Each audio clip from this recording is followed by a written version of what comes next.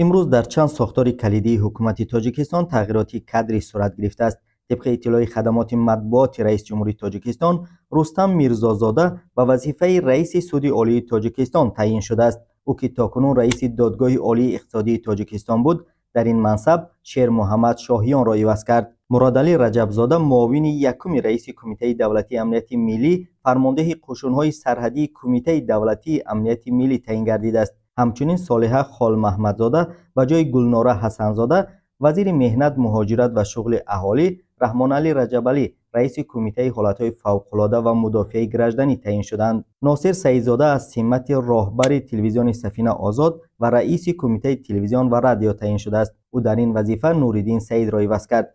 اکنون راهبری تلویزیون سفینه بر دوش صدرالدین شمس‌الدین زاده واگذار شده است. به وظیفه قبلی او یعنی دیرکتور تلویزیون جهان‌نما صاحب نظر محمد غایب را تعیین کردند. عبدالله‌زاده احتم که تا این دم سردار سراداره سری دولتی تاجیکستان بود، همکنون سردار خدمات اجرایی تاجیکستان تعیین گردیده است. تا این دم سردار این خدمات برنا سید ولیزاده بود. عالمجان محمد جانزاده نیز از وظیفه رئیس کمیته زبان و اصطلاحات برکنار و به جای او سخیداد رحمت الله زاده به این کرسی تکیه میزند.